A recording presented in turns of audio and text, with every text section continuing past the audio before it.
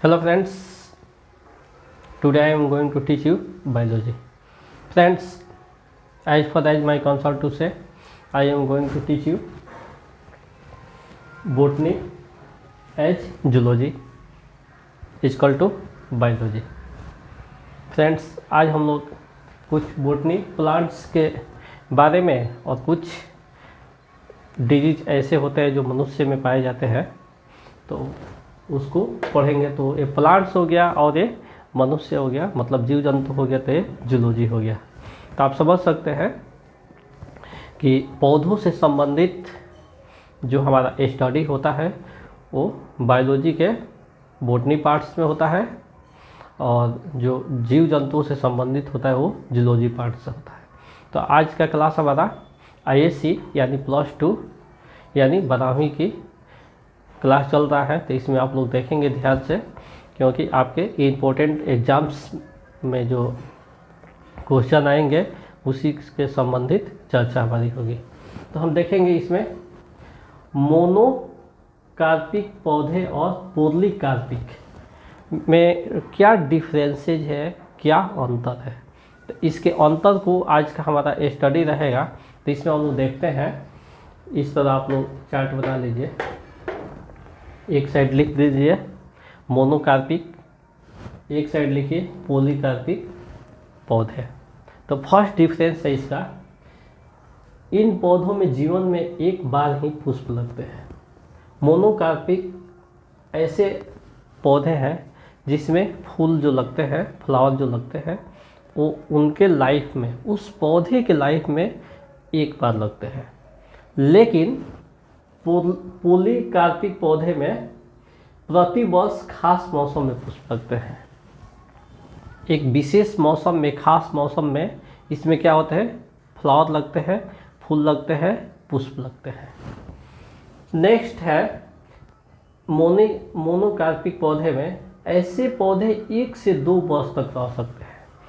विशेष रूप से ये 1 साल के अंदर जीवित रहते हैं मोनोकार्पिक पौधे। लेकिन कुछ प्लांट्स ऐसे होते हैं जो अधिक से अधिक 1 साल कुछ महीने तक रह जाते हैं, इसलिए इसमें 2 वर्ष लिखा गया है, यानी अधिक से अधिक 2 वर्ष तक ये जीवित रह सकते हैं। इसमें है ऐसे पौधे बहुवार्षिकी होते हैं। पॉलीकार्पिक पौधे क्या होते हैं, वर्षों तक जीवित रहते हैं और उसमें फल फ्रूट्स आते रहते हैं। इसके बाद है नेक्स्ट, ऐसे पौधे पुष्प एवं फल निकलने के पश्चात समाप्त हो जाते हैं। मोनोकार्पिक ऐसे प्लांट्स हैं, ऐसे पौधे हैं जिसमें फल फूल निकलते हैं और वो क्या होते हैं, समाप्त हो जाते हैं, उनका जीवन अंत हो जाता है। लेकिन पॉलीकार्पिक पौधे ऐसे होते हैं जिसमें पुष्प एवं फल स्खलन के बाद नहीं मरते, यानी फल और फूल जब उसमें से निकलते हैं उसके बाद भी बहुत दिनों तक जीवित रहते हैं, नहीं मरते हैं। तो इस प्रकार से हमारा मोनोकार्पिक और पॉलीकार्पिक पौधों में डिफरेंसेस रहा, जो आप +2 में पढ़ना है। इसके बाद हम लोग देखेंगे वंध्यता, इनफर्टिलिटी यानी वंध्यता, बांझपन जिसको कहते हैं। ये क्या है, ये आपको मैट्रिक में भी पढ़ना है और 11-12 में भी पढ़ना है। तो आइए हम देखते हैं इसको। असुरक्षित सहवास के बावजूद भी जो दंपति बच्चे पैदा नहीं कर पाते उन्हें बंध्य दंपति कहा जाता है। जिन लोगों को बच्चा नहीं होता है शादी के कई वर्षों बाद, वैसे व्यक्ति को क्या कहते हैं, बंध्य व्यक्ति कहते हैं। तो उनके असुरक्षित यौन सहवास के बावजूद भी, यौन क्रिया के बावजूद भी बच्चे अगर पैदा नहीं होते हैं तो यह क्रिया बंध्य कहलाती है। तथा इस दोष को बंध्यता, इसी दोष को, जो ये बीमारी होती है, इसी बीमारी को इनफर्टिलिटी या बंध्यता या बांझपन कहा जाता है। आप समझ सकते हैं, सिंपल भाषा में बोला जा सकता है कि जिन लोगों को संतानें नहीं होती है, उन्हें क्या कहते हैं? बांझपन कहते हैं। क्लियर? एक लाइन में।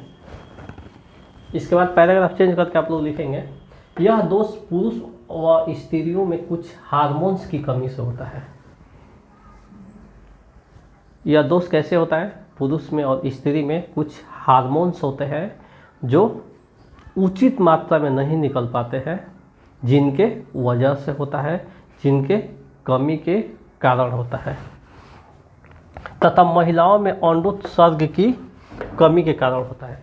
महिलाओं में जो अंडा निकलता है उस समय से नहीं निकलता है, या जब निकलना चाहिए उस अवस्था में वो नहीं निकल पाता है, जिसके कारण उनको निषेचन की प्रक्रिया नहीं हो पाती है। इसके कमी के कारण भी ये बंध्यता रोग होता है। इसे दूर करने के कुछ उपाय हैं, इसको दूर भी किया जा सकता है। इसका कुछ उपाय है। पहला है टेस्ट ट्यूब बेबी। बहुत से वैज्ञानिक लोग आज वैसे दंपति जिनके संतानें नहीं हैं, उनको वैज्ञानिक तरीके से उनको बच्चे पैदा करवाते हैं। तो वो उसमें से एक है टेस्ट ट्यूब बेबी, जिसके माध्यम से बच्चे पैदा होते हैं। सेकंड है GIFT। इसमें भी फैलोपियन नली में शुक्राणु को उसमें पोषित किया जाता है, और इसमें GIFT में और धीरे धीरे उसका प्राकृतिक रूप से जिस तरह शिशु का विकास होता है वैसे होता है, और वो वैसे व्यक्ति को भी इस बंध्यता से, इनफर्टिलिटी से मुक्त किया जा सकता है। तो इस प्रकार से आज का हमारा स्टडी मोनोकार्पिक और पॉलीकार्पिक पौधों के डिफरेंसेज के साथ साथ बंध्यता जो दोष है मनुष्य में, इसके लिए हम लोग पढ़ पाए, समझ पाए। तो इसको आप लोग देखते रहिए, पढ़ते रहिए। यदि कोई कन्फ्यूजन आपको रह गया हो तो इसको 2 से 3 बार इस वीडियो को देखिए और इसको एक स्क्रीनशॉट लीजिए। स्क्रीनशॉट लेकर इसको अपने नोट पैड में ऐड कर सकते हैं, क्योंकि यह आपके एग्ज़ाम्स के लिए बहुत ही उपयोगी सिद्ध होगा। इसके साथ ही आज का क्लास ओवर होता है।